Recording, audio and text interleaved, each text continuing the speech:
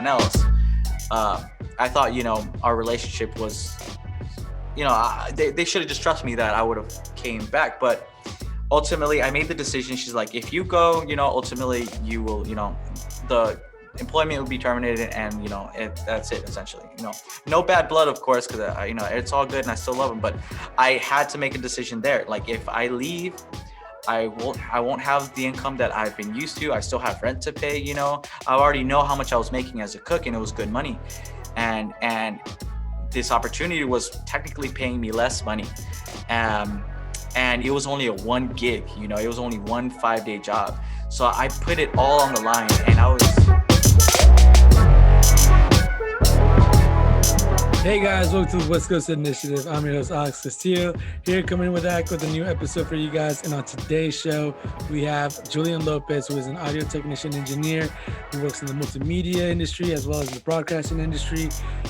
He shares a story how he went from cooking to traveling the world, pursuing his dream, from hitting rock bottom, not knowing what direction to go to one day just sitting in an Uber car and chatting it up with somebody, and one thing led to another, and got an internship, started traveling the country, and now he's living his dream. So he's definitely going to share all that insight, and it's a really cool one. Definitely, an underdog story, and you guys are definitely going to enjoy this. So let the talk begin.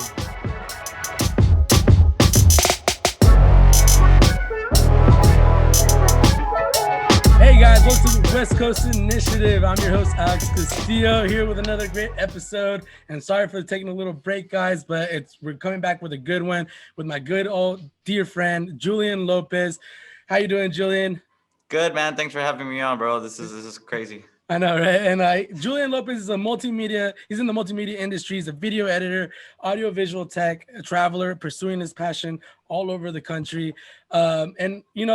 For the people who don't know much about the industry, Julian, what can you tell us a little bit about what exactly do you do? I would easiest, simplest. I'm an AV tech, audiovisual engineer. I'm leaning towards more audio stuff, but I'm well-rounded in video editing, producing, shooting, pretty much everything it takes to create some nice quality content in today's market. I mean, everyone has a phone. Content creation isn't going to go anywhere. Yeah. So, but for the company I work for, my specific title is lead audio engineer. Oh, okay.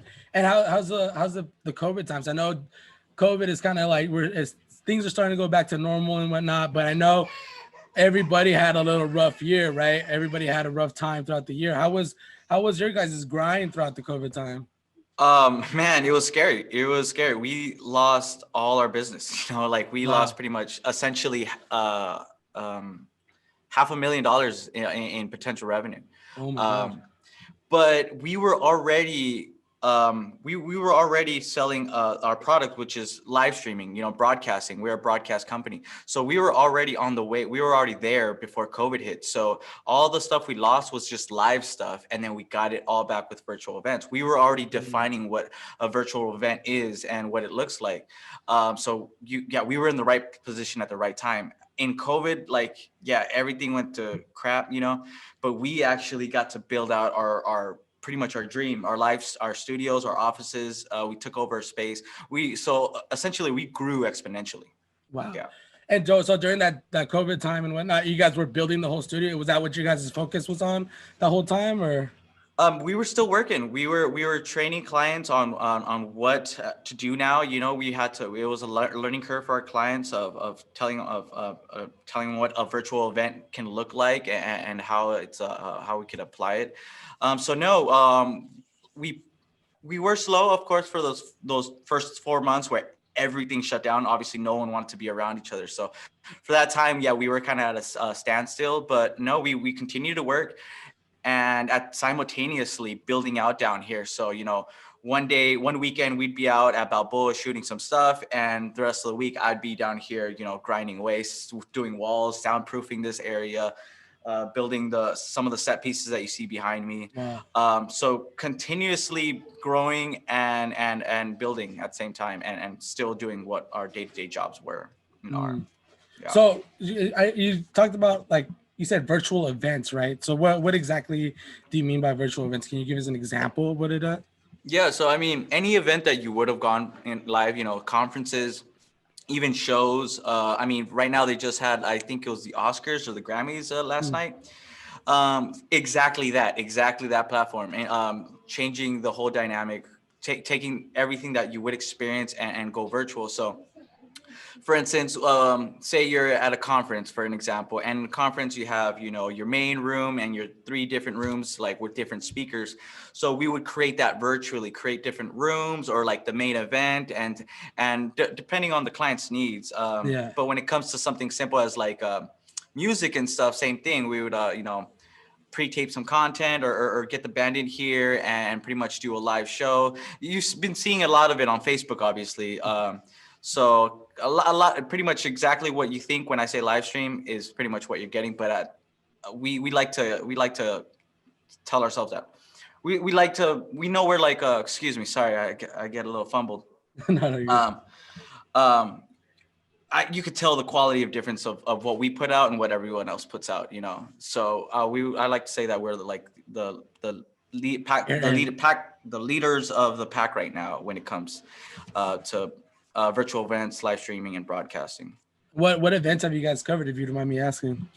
Some of the fun ones that you would know, we did this last year, the San Diego Music Awards. So that was on Fox 5. So we produced all that from top to bottom. We recorded we pre-recorded the sets, the bands, and then we had someone in here in live host actually, going through the different awards, like just like an award ceremony. That one was some bigger ones that is more known. And then we have one that it's coming back, Epic Fighting. So it's just straight up MMA. Oh, wow, And that's cool. yeah. So I'll be right there on the octagon with the camera, and yeah, man, yeah, freaking blood and sweat all over. I've seen some crazy knockouts, man. That's what I should have put back here. Back here, I just put something that I worked on, but yeah, actually, I should have put. Which is cool though. I like the video you have back there. You got me hungry right now, honestly. Yeah, that's me. That's I cut up a little video for my boy Joe at Stay Ready Foods, and yeah, so just kind of showing off what exactly like the type of video stuff I do, and obviously the set piece itself. And for the audience who's listening on the Spotify or iTunes, definitely check out our YouTube page where you can definitely see the video background of what Julian has definitely done, which is really, honestly, it's professional. Like without a doubt, the production there is on. It's amazing. But I do want to go to, a little bit on your history now. You and me, we used to go to a school back then called School of Creative Performing Arts, SPA. I've had quite a few people actually on this podcast from there. And, Right. We've had people who have come out as dancers, come out as artists. I think you're the first Grammy Award winners. yeah, right. And Yeah. but I think it's the first time we have somebody that's in like the multimedia industry. You, can you share us that early passion of when you were, because it was very early at our age when you started going into video, and I remember you going into those classes, K-Arts classes. Yeah, I mean, like both of us, I think we just ended up at SCPA because of Oak Park. Oak Park was the music conservatory, little elementary school that we went to. You went to Oak Park? Come on, bro. No, yes, man. I went to Oak Park. Come on. Yeah, man. Oh my God, man. You think I was just hanging around your neighborhood all the time for no reason? I thought it was because of Eric and Leo and everybody. No, I brought Eric into it, man. He's gonna get mad if I say that, but no. Man. Yeah, bro. I got roots. I got Really? roots right there with you. Yeah. So I mean that's how I ended up at SCPA, because they were brother, like sister schools. Yeah. So it was kind of like a no-brainer. I didn't even know. I remember showing up since my first day at 6th grade and being nervous, and I'm like, man, I'm not gonna know anybody. I fucking knew. I knew everybody. I knew all my classmates already, which was amazing. But when I got there, yeah, I mean, we were surrounded by anything we wanted, all the media, all the arts, dance, music. It was phenomenal. Like it really exposed me to everything that I like and do today. I mean, theater, music, everything. I love it. I love producing, and but ultimately they're like, choose an elective, and I was like, well, video's kind of cool. Like I nothing else really stood out. Music kind of did, because I was a little bit musically inclined, but video, it was just cool, and it was just it was an attractive medium. I had and you no had a idea. talent. You had a talent at a young age too. You know, and I keep trying to get some of that footage that we got, but Tamayo, if you're listening, I want some of that footage back. I emailed you, and you know, I want, because yeah, you're right. I had the little show with, oh man, I'm drawing a blank here. They were your classmates. JB. No. Oh my God, they're gonna hate me. She works for like she's out in New Ari. York now. Ari. So Ari and I forgot the other woman's name, but yeah. I We actually interviewed Ari not too long ago too, a couple months ago. really, Yeah, that yeah. was an interesting one. So I remember when I was in that class with K Arts. You know, every year there was that It show, and mine just so happened to be the It show. I remember it was Esteban Colberto, and I was Oh like yes, the yes. Mexican version of Stephen Colbert. And you know, that's the footage I want to find again. And Hey, I'm pretty sure Tamayo's most likely listening to a few episodes because so I saw him on YouTube, and I know he works for the San Diego Union Tribune. yeah, I got one of the first subscribers that I got was a Union Tribune. I was like, there's only one person I know yeah, that works there. yeah. And honestly, yeah, so that exposed me, but I never thought in a million years I'd be doing it for work. I never made that connection. I mean, honestly, you know, we came from the hood. Like, I didn't think that I would be able to do that. I was having fun and I did have a knack for it, but I never in my wildest dreams thought I'd be able to do it for work. Mhm. So that the reason I'm here is actually the main reason I'm here. I was a cook for a long time, for 10 years. That's all I did. I cooked, you know, just try to get by, make some money. And I kept my video skills up kind of with my skateboarding videos. Me and my friends would skateboard. I would cut up some videos, you know, keep me interested in the medium, thank goodness. And then I just thought, I'm like, oh, well, fuck it. You know, excuse me. I'm sorry. I don't know if No, I don't you're cuss. good. You can cuss. You can cuss. It's fine. Sorry about that. And so I'm like, I finally started venturing out. Like, all right, I'm going to try doing a wedding or something and see how that goes. And literally after the first couple, like one wedding and a quinceañera I did, I was also doing Lyft and Uber. And I pick up this guy and, you know, he's on his phone and I like to make conversation. So I'm like, I'm trying to pry it out of him. And ultimately he had his own TV show, which was called Tonight in San Diego. And yeah, that was my opportunity. I knew, I'm like, I have to know this guy. I have to intern for him somehow. And so we got to talking and ultimately, yeah, I started interning for him for like the next 3 years after that on this local show. Pause. How long was this drive of the Uber drive for you to be able to talk him into this? The drive was from downtown to Park Boulevard, right? So it was a quick, very short, very quick. But you know, and he was ignoring me. You know, he's probably here listening too. He's right over there. Freaking Fale. Fale's the man. There you go. Shout out to him. Shout out to Fale in Finest City. Yeah. So the moment I mentioned, you know, what software I use to edit video, I kind of caught his attention. I'm like, oh, he kind of knows what he's talking about. You know, I kind of, and then next thing you know, I'm like, bro, I'll work for free. Whatever you want, I'll be there. Like, let me just, and come on, no one's going to say to free labor. You know, no one's gonna say no to free labor. And it was the best decision. I was so excited. And next thing you know, every Monday we were, you know, it was a late night variety show like Conan O'Brien, stuff like that. And it was live music. People actually that I went to school with was also Romo. You remember Romo? He sounds familiar. She's Indian. She does a lot of acting now, stuff like that. She was in your class, I believe. But anyway, that internship essentially what gave me the skills to really get jobs and get gigs. And after that, it kind of took off because I was known as kind of his guy. And by being his guy, other people in the industry knew that, okay, he's capable. And ever since, I started working for different companies, different gigs, years passed. And he started this company and finally, you know, finally hired me. So we still have that little group from Tonight in San Diego, just the production side anyway. And now we have this company that he built. Yeah. That's crazy because, you know, normally people who are I'd assume, right, that's in that industry, they usually go to school, get a bachelor's degree and whatnot, or get a master's or something in engineering.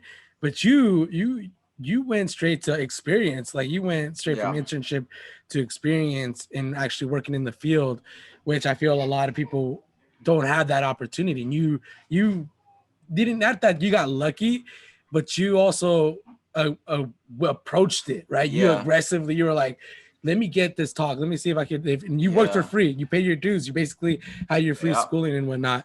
And Yeah. tell me about that internship. Like, how was that internship? Finally getting into that industry.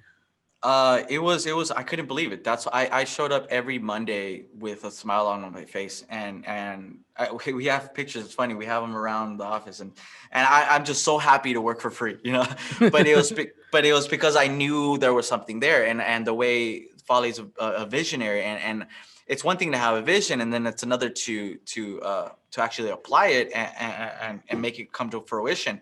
And what I saw, I was just blown away. It was like, you know, some of the productions that we would see at our school in real time, in real life. I was like, oh, this is something I definitely want to be a part of. So I already had the work ethic. I mean, I had to. I was a cook for like 10 years. So it's like in the kitchen, if you can't handle the kitchen, you know, Yeah. heat, get out the kitchen type situation. So I have a really rough, callous personality, but you know, the work ethic and you know, me being able to figure out situations on the fly really translated well to this live environment. And you know, a lot of people get turned off. It's a real rock and roll, you know, it's not for the lighthearted, you know.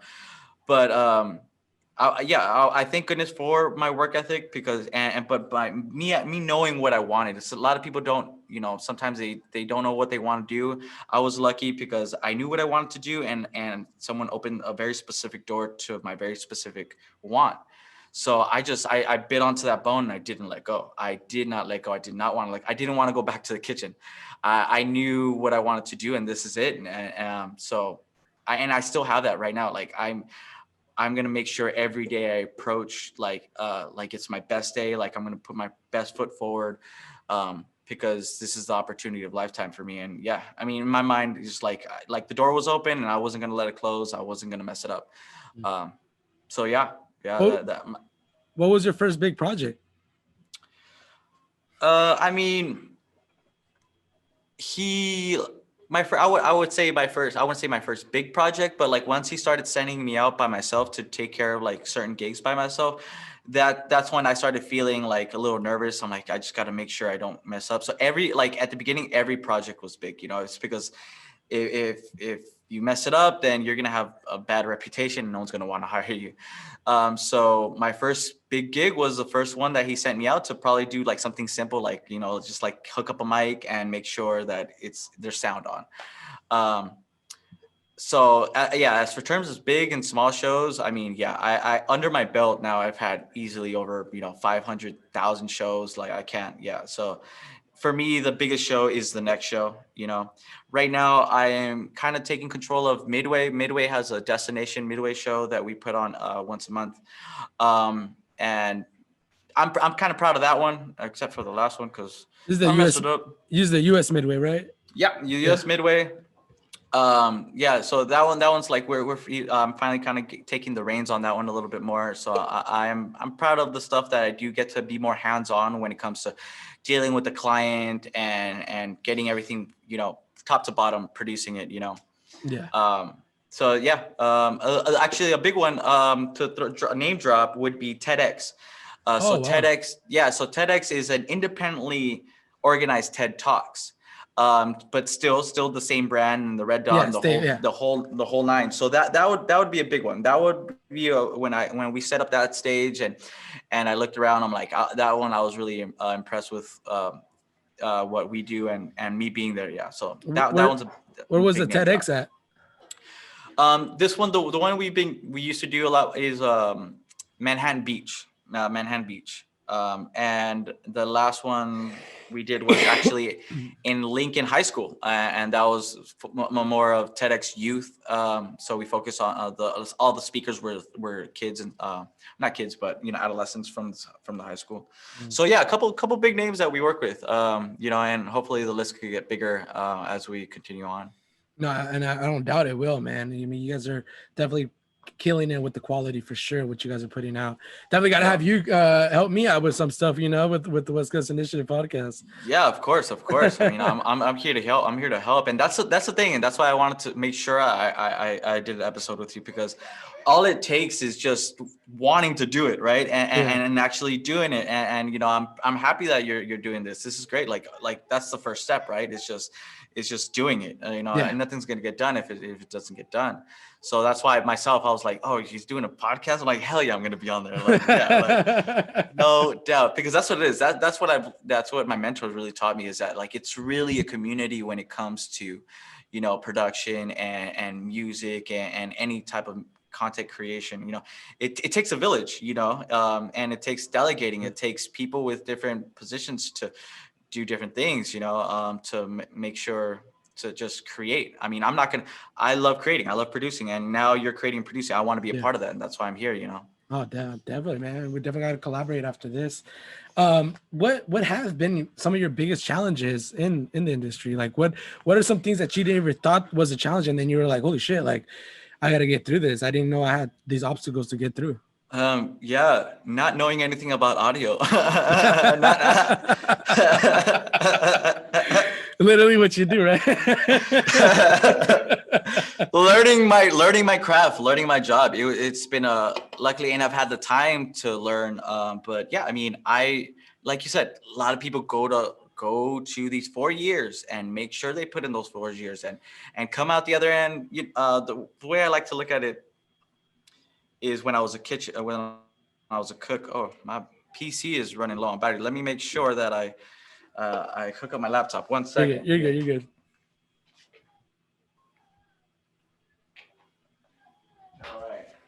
All right. Yeah, I mean, the learning curve was the biggest part. Learning the whole industry top to bottom, because we were exposed in SCPA production and stuff. We were exposed to the arts, but as for real life application, it's something different. So really learning. I mean, my first day on the show, I didn't know how to wrap cable, and wrapping cable, is just something so simple. My first day, that was my first lesson, how to wrap cable. But like you were saying about the college thing, yeah, people go to their 4 years and don't have that experience, and they come out on the other end just with that, and it's hard to translate that. I was gonna mention about being a cook. I remember kicking off a lot of people off my line and firing some people because they would come with their knives and like, yeah, I went to school. Great, bro. You know what I did? I threw them on the taco station on Taco Tuesday. All of a sudden their 4 years at some culinary school didn't mean for shit if they couldn't, bust out, 22 tacos in 10 minutes, and it's the same concept here, is that, yeah, I mean, I meet people that have gone to school for video production, and I am miles ahead of them, and it's because of the different situations I've been put in, and I have to figure it out right then and there. And it's crazy to think. So yeah, I mean, like, because you're right. Yeah. I mean, I did go to culinary school, but I only did about a year and a half of culinary school and graduated from got a certificate and whatnot.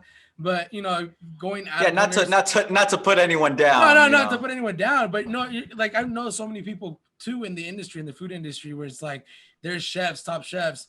They didn't get through any schooling. They grinded it out from at a young age out of kitchen. Without any type of schooling, and there's nothing wrong with it. But you're definitely right. That experience is definitely gonna, in the long run, that experience that you came with and even other cooks, it's gonna help them a lot more, because you're right on that sense. Of course. Of you're put in situations I would say that, again, just the opportunity of having those repetitions, as a cook, yeah, you're going to have repetitions every lunch, every dinner. For shows, it's kind of hard to come by a lot of consistent shows that are going to be the same. So again, I got lucky with the person I met and my mentor, and the ability to do so many shows so fast in a small span of time. That was something I benefited greatly from. Oh, wow. And where have you gone? Where, because I know you travel a lot, and I know where you've definitely traveled to, I'm presuming the East Coast too as well. Where's the farthest you've gone and all that stuff? Where has your travel taken you to? Yeah, that is another aspect that I never thought in my wildest dreams that, and it was in 2019, right before Rona. Thank goodness I experienced all these cities before Rona the way I did. Um, yeah, I mean, the fact that I was getting on planes practically every other month and sometimes twice a month, to go work was kind of crazy to me. Everyone wants to fly for work, and I was doing it for a year and I was super happy. But again, I made sure that I earned my keep and made sure that, I did my job well. The furthest I've gone was, Virginia, no, not Vir- yeah, Virginia, DC. I never thought, everyone went on that DC trip in 8th grade. I didn't get to go, so I was pissed, But DC, seeing the monuments, I was just like, I never would have been here if it wasn't for, what I do now. And yeah, I mean, I got to hit Austin like 4 times. I got to go up Portland a couple times, Denver like 3 times. Remember David Doe, our boy David Doe, dude. Imagine this. I had a day off on one of the days. Me and him are climbing the Rockies for freak's sake. Like I'm like we're literally scaling a mountain, and he's like, "Hey, Julian, why? But you never thought we'd be climbing the Rockies together." I'm like, "Fuck no, man." So that one specifically was, excuse me, I'm a little spinning, but that one specifically was a big moment for me where I was like, Were you guys bouldering or were you guys actually climbing? No, we were scouting for elk. Oh wow. Again, Sounds like something that David would do. Yeah. Exactly. That's exactly. I'm glad you said that because that was my thought exactly. Of course, I'm scouting for elk, and I went the wrong way. And next thing you know, I'm on the face of this rock, and I'm like, man, I'm literally shaking with fear. Oh, but no, I mean, experiences like that, I feel really grateful that's a part of just my work essentially. But yeah, I never thought I never would have gone to DC, on my own terms. So some of the places I get to see are pretty phenomenal. What did you do in DC? What production did you do over there? For the company I was traveling with, it was just very straightforward AV. It was with a company called Digital Workshop, and it was just like if you go into a ballroom at a hotel, we would go in there and make it a conference essentially.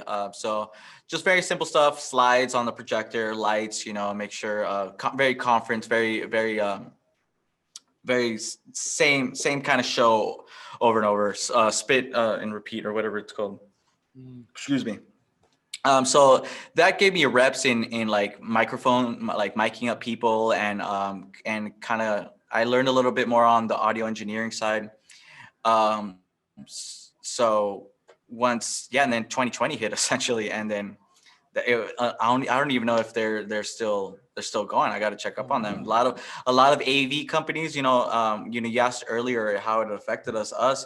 We were one of the only AV companies that didn't get affected that negative. There's a lot of that went under essentially, If you don't mind me asking, what's an AV company?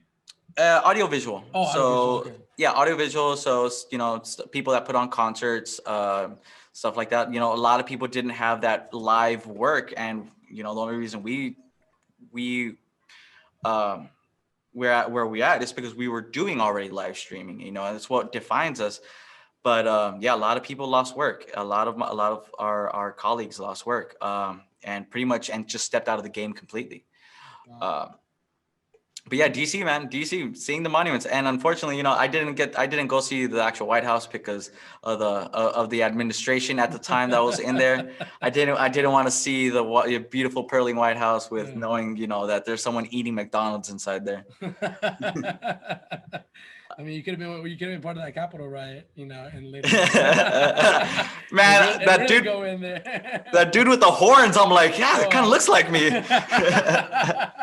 I'm like, damn, like he stole my idea, but he's right winged and I'm left wing. Yeah, we got to Photoshop you in there now.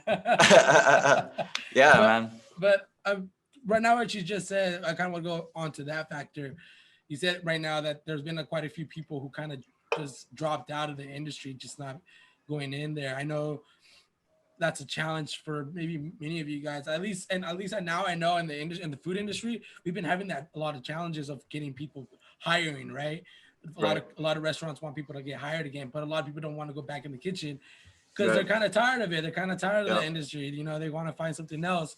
I'm assuming that happened with you guys, not with you, but like people in the industry who kind of just dropped out. How do you Hey, how do you keep your team to get motivated to keep continuing that drive, that passion? Because it's not just about you, right? You're leading a team as well now. Yeah, so there's a couple different aspects of the actual industry and how it operates. Uh, if for years it's always operated the same way, where the production company has a small team, and then they get a big show, and then they hire a bunch of laborers, a bunch of people in blacks, just hands to build these bigger shows. So a lot of those people like you said, aren't going to return anymore because they're out of work for so long. They found other means. So like the labor force, a lot of the labor force is gone. And a lot of the production companies that I'm telling you also went under. Um, well, keeping our specific team together again. We thrived during this time, so it wasn't too hard. There was work, and obviously our team wanted to be where there's work. Yeah. And same with me. I felt kind of like bad sometimes when I'm posting. Oh, I'm happy I'm working, and I know a lot of my AV friends are like, well, good for you, but I feel their pain of them not working. Um, I mean, so yeah, right now we're a small team. We're like five of us technically that are here every day, and for the type of shows that we do, we all have a very specific role. So we have a lot of shows, so we keep ourselves busy. It's not hard keeping my team together because, like I said, there's a lot of work, and we're all really close. We're all our own friends. Yeah. Actually, my girlfriend is actually my project manager. Essentially, she's pretty much my boss. Well, she's a boss outside of work. She's a boss inside of work. but I'm a boss somewhere. I just gotta find out where. I haven't found out where, but I'll figure it out. The hard part really actually is not having more work to give to our other friends.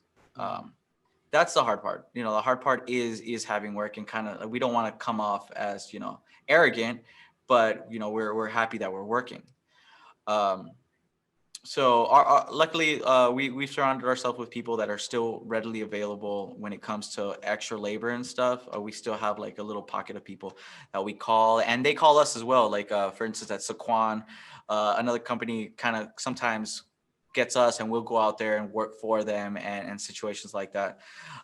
So the community is very small. Actually, the community is very small. So um, we try to give each other work as much as we can. So that's kind of what we try to do as much as we can. Yeah. So, as an audio technician, like, tell us what when you're up at the place at the production site, what is like the first things you guys do? What is the quality that you guys are looking for?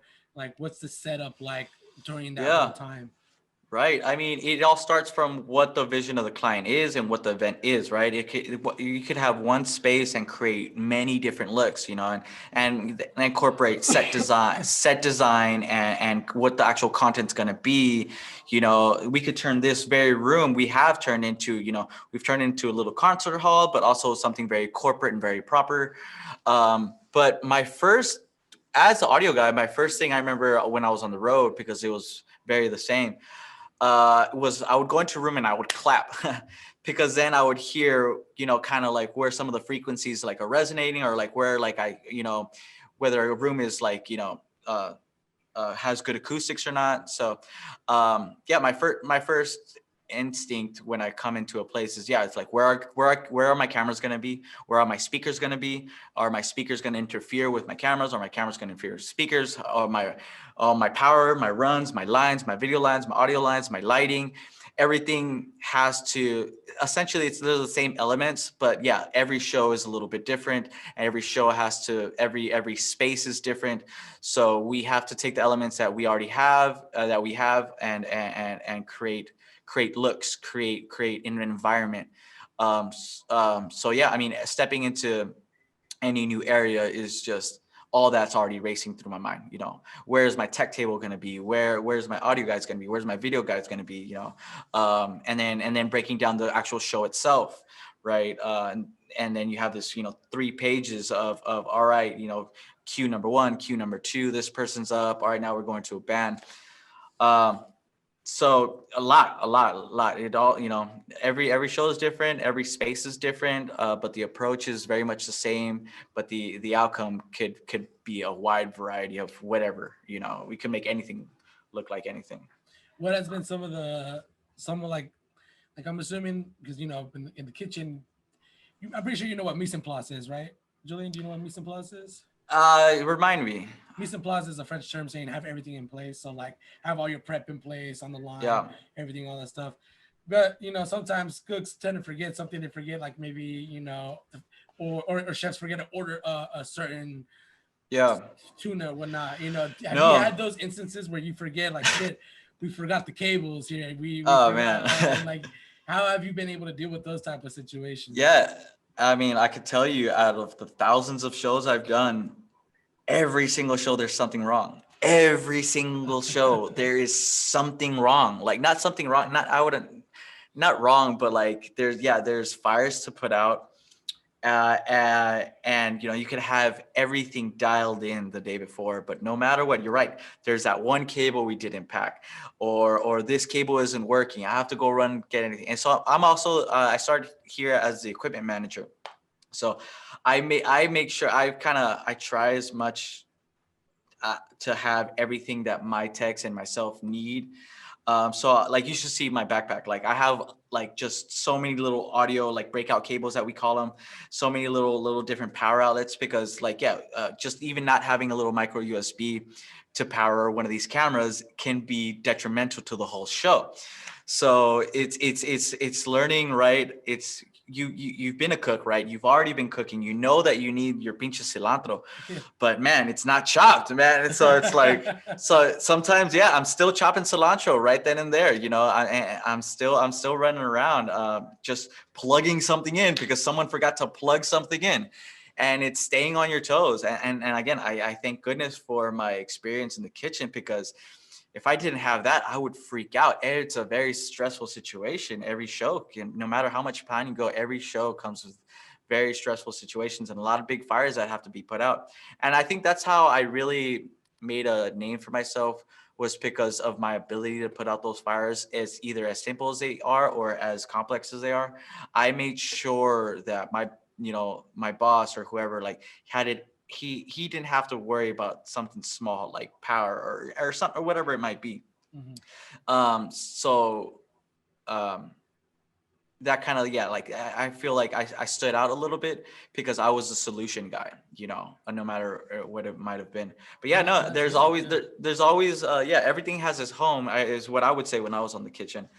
um I mean, yeah, I mean, the there's, kitchen really does build a character in a lot of people, right? I oh mean, yeah, it's like oh yeah, because what you're saying is true. Like I've definitely put myself. There was a time where I was working at a factory and we were making these solar batteries and whatnot, and there were some situations that I would be into, like and quick thinking because of kitchen thinking. You know what I'm saying? Just like oh yeah, shit, like think on your feet. you got to think on your feet. It's like you said, we don't have chopped cilantro. We'll get to it right now. I had a tasting. I think I was telling you the reason we haven't done this interview is because I've been doing tastings and stuff like that and going for different interviews for job interviews. I forgot in one tasting to order tomatillos for a certain salsa that I was making for the tasting, and I was quick on my feet. I was like, I told the chef like, I'll just use red tomatoes, make a red salsa. I was making a pollo a la brasa at the time, and Yeah. he was like, "Are you sure? Are you sure you're gonna be with that?" Yeah, tomato, tomatillo, tomato. That's how. But that's how it was. Like it's just like that quick thinking. Yeah, You have to be quick yeah, on your feet and be like, because some people will freak the fuck out. yeah, They're put in that no, situation. The lights are on them. They don't know what to do. They just panic and they just kind of in shock and they just stop doing what they're doing, and they kind of like start second guessing themselves on their passion and what they really yeah. want to do and whatnot. And that's kind of cool what you're bringing that up because No, my this past show, it was a little stressful.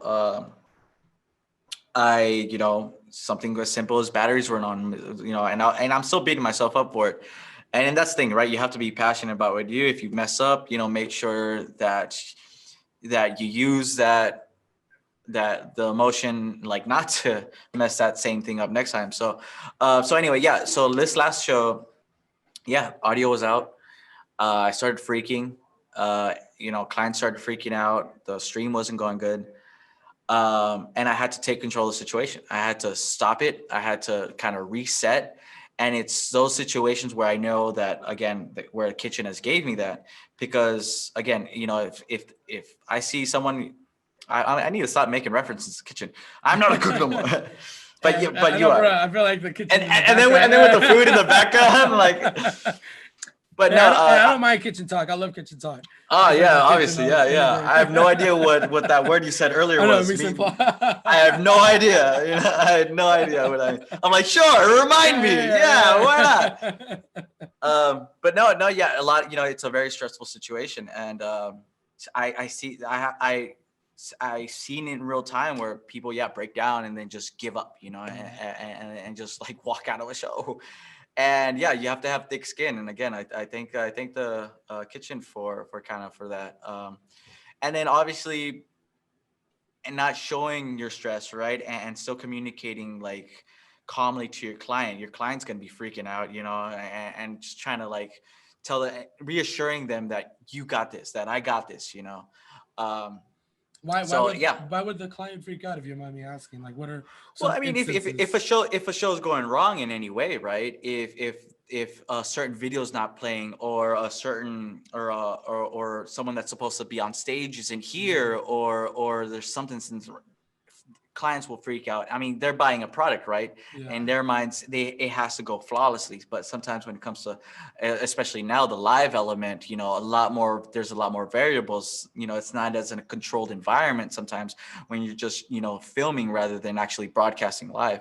So it's just making sure that, your client, I make my clients feel like they have nothing to worry about, even if something does go wrong, that we're okay and we're back on track. So that's definitely a big element of what I do as well.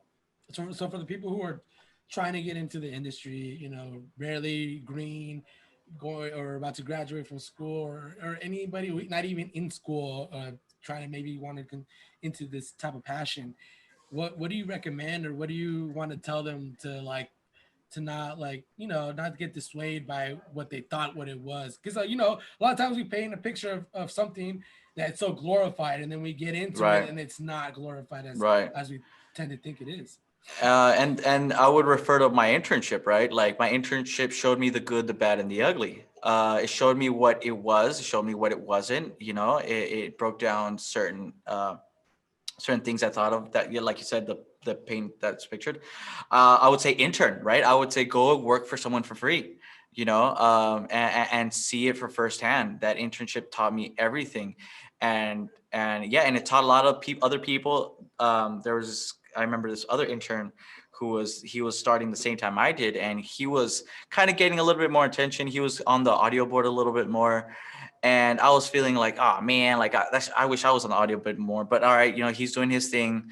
I'll wait my turn, type thing. And yeah, next year, like he's like, yeah, I don't want to do this, and it opened his eyes. And like you said, like he's like, this is not what I expected. This is stressful. It's not what I want. But yeah, to answer your question, I would say, come intern with me. I'll I'll teach you a thing or two to how to like start, like, right, wrap a cable. Some people don't like that physical labor. It's still work. That I guess I would tell people it's still work. Yes, this all looks great. The end product looks great, but to get here, it's a bitch, man. Like, Yeah. it's a lot. So I would say go experience it firsthand and work for somebody for free. And I see it firsthand. I mean, of course, like, just running a podcast, and it might seem as simple as anything, like just, recording each other and whatnot, just having this conversation. But I tell you what, just even like editing on a podcast, just to even go and put it on YouTube, it has its work. It definitely takes time out of my day, Yes, to it's be. annoying is what it is. It can be. You're sitting there, especially when it's not content that that you produce yourself, or if it's something that is just some corporate video or audio that you have to work on. Yeah, it's hard when you're just sitting there listening to this monotone voice talk about hernias or something. I'm like, bro, like, and I'm sitting there, I'm like, yeah, can you take out all the ums? And I'm just sitting there for hours just taking out ums and stuff. Like, it's not glamorous. Yeah. you know No, um you're right. It's not. It's tedious work in a lot of sense, and it's a lot of people don't tend to realize people. I've seen people who want to get into podcasts, right? And then they see that they have to like re-listen to it, re-listen to it, re-listen to it, re-listen to it, re-listen to it, and you know they get tired of it and they're just like, fuck this isn't even worth it, you know. And Yeah, and I kind of got some of my reps in through those little skating videos. I was actually gonna have those on here too. So friends with like my friend Eric and stuff. Like when we were young, we would just skate around the city, and I would make little videos cuts. And those are cool. but I again, remember those. I remember those. They're yeah, really cool. yeah, and I'm actually still kind of putting out personal stuff. Actually, a little plug for myself, border boards. I'm gonna, set up like my more professional portfolio with the skills that now I do have, and now I'm gonna, provide services for, for the smaller tier people that can afford, me through find a city or something. But yeah, I remember even back in SCPA, like editing those videos, I remember that process. I'm like, oh, it is homework. Oh, I do have, the only reason I got taught is because that was the only homework I wanted to do. Yeah. And I do remember, I'm like, yeah, it does take the sit time in the chair, right? You have to sit in front of your computer for hours and hours. And I practiced through SCPA a little bit, and then through my music videos. And then now that I'm here, I'm like, holy crap, I'm happy that I already have that embedded in me, that it's okay to sit on your ass, but what's going to come out at the end of it. Like, you're not sitting on your ass, but, being able to sit down in front of your workstation for hours on end for an end product, and making sure that that still works. That's crazy, right? Because so like last night I made a little video, like a 1-minute video of me and my fiance playing paintball. It was her first time playing paintball. But just that 1-minute video, it took like about 3 hours of work, just to pick out the right clips, which ones I want. A lot of times I had to throw away footage because they weren't good. You know what I mean? It's I started realizing about taking footage now.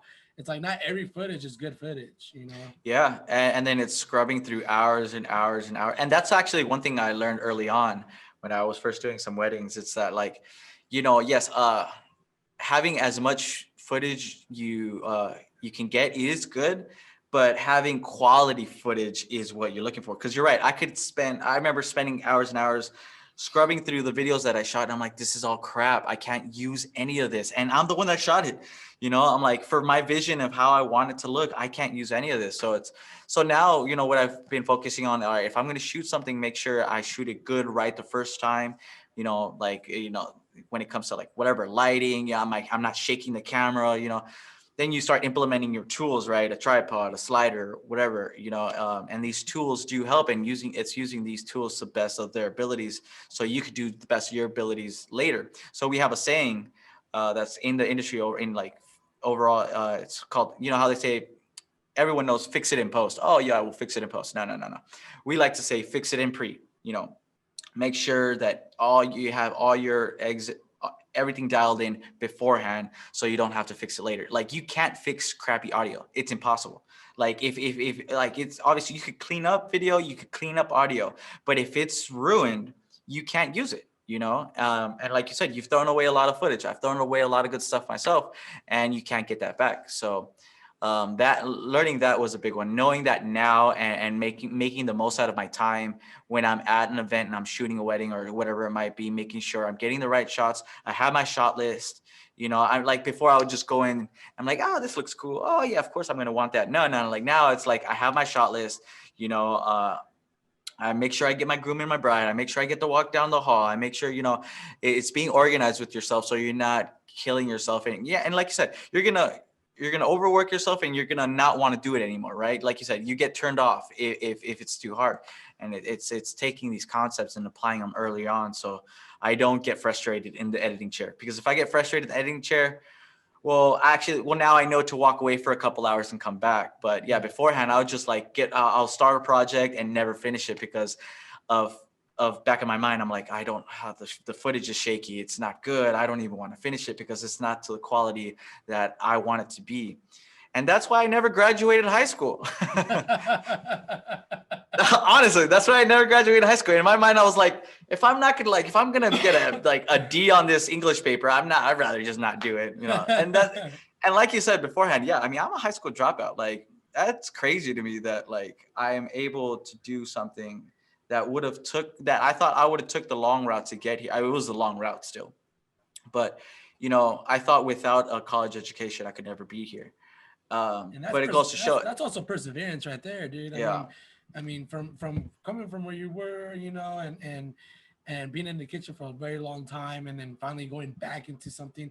But even while you're in the kitchen, you're still practicing your passion. yeah, yeah, You still, you still found that opportunity to still be in there, to still be yeah, with that drive of continuing your passion for sure. yeah, yeah. I mean, thank goodness. And like I said, you already kind of told my story a little bit, and thank goodness for every element that pretty much it led to this. The kitchen, the skating videos, the just the SEPA, just it blows my mind. And right, it's just it proves to me, and that's why I preach it to other people. Just go for it, whatever it is, just do it. If but if you give me an excuse, that means you're giving yourself thousand more excuses. Sometimes people get like a little like feel like I'm not attacking them, but like I'm kind of like pressing them. I'm like, hey, what do you want to do? Well, I want to do this. I'm like, all right, well, why don't you go do it? Oh, well, because of this. I'm like, well, that excuse is for you. You're not using that excuse for me. You're using that excuse for yourself not to do it. Um, so I would just tell people, whatever you want to do, just try, just go do it, go work for someone for free. All these concepts can apply to every industry. Um, yeah, Yeah, yeah, that's good. I mean, and I think also it applies a little bit of fear on people, right? People are fearful of trying to get into that jump, and that's why they try to make that excuses too, no, which is and you're completely right. And sometimes I can't put those people down because for me, actually, it was a very pivotal moment. I was working, I was cooking in Little Italy at Bolt Brewery. I love that place. I still have, I still love the owners. I still love all my friends there. Um, but so I got back from Mexico from a 5-day vacation that, everything was all good. And as soon as I got back, I got this opportunity to work for this company. They're like, hey, we need you for 5 days up in Huntington Beach. Can you make it? And I was running the kitchen at the time. So I talked to the owner, I talked to my staff. I'm like, hey, you guys are okay. I'm the one that wrote, like, the schedule's written out. The shifts are covered. The food has been ordered. There's no reason for me not to take another 5 days off and try. And I was really close with the owners. And unfortunately, the owners they didn't want to give me those extra 5 days. And I understood why. Oh, I just got back from vacation and now you want to go 5 days and work for someone else. I thought, our relationship was, they should have just trusted me that I would have came back. But ultimately I made the decision. She's like, if you go, ultimately you will, the employment will be terminated, and that's it essentially. No bad blood, of course, because it's all good and I still love them. But I had to make a decision there. Like, if I leave, I won't have the income that I've been used to. I still have rent to pay. I already know how much I was making as a cook, and it was good money. And this opportunity was technically paying me less money. Um, and it was only a one gig, it was only one 5-day job. So I put it all on the line, and I was super scared. I was scared of not being able to pay for my rent, not being able to, I was scared of everything I've built up to that point. Because that was the main point that actually really and that was in the beginning of 19, or late 18. Yeah, the beginning of 19. That was the main point that really kind of got me here, or the extra little boost. And you're right. And I was scared. So I'm not going to knock that people are afraid, for sure, but there's stuff that we can do to put ourselves in place. But yeah, when opportunity comes a knocking, that's not the time to be scared. That's the time to be excited. But unfortunately, you can't tell the difference. I couldn't. I couldn't get in the back of my mind when I was working that show that I'm going to get back and I'm not going to be employed. But ultimately, that was the company that I went all over the fucking country with. That was the company. That was the company that put me on planes, twice a month. So that's fucking dope. yeah, That's a leap of faith right there. and that was the word that kept going: leap of faith, leap of faith, leap of faith. And yeah, it was that one moment. And I'm not gonna lie to your audience. I was scared. I was petrified that I was gonna not have a job. But it takes that one moment, And No, I would say yeah. I would tell your people to go for it regardless, you know. I mean, that's actually my next question. What is one thing that you want to tell the audience? You know, one message that you would like to leave to everybody. You know. I mean, I'm a very kind of, I hit all aspects of stuff, but I'm very, spiritual and kind of like I was raised Catholic, so I have the fear of God embedded in me. Um, I Right. would, I guess that's where that real fear Yeah, came from, actually. that doesn't happen in the Catholic family. I would again. I mean, I know it sounds cliche, right? But go for it. Fucking go for it. I'm Oh not. yeah, you're right. I It's mean, that cliche. story that you just said, it's crazy, dude. Like Yeah.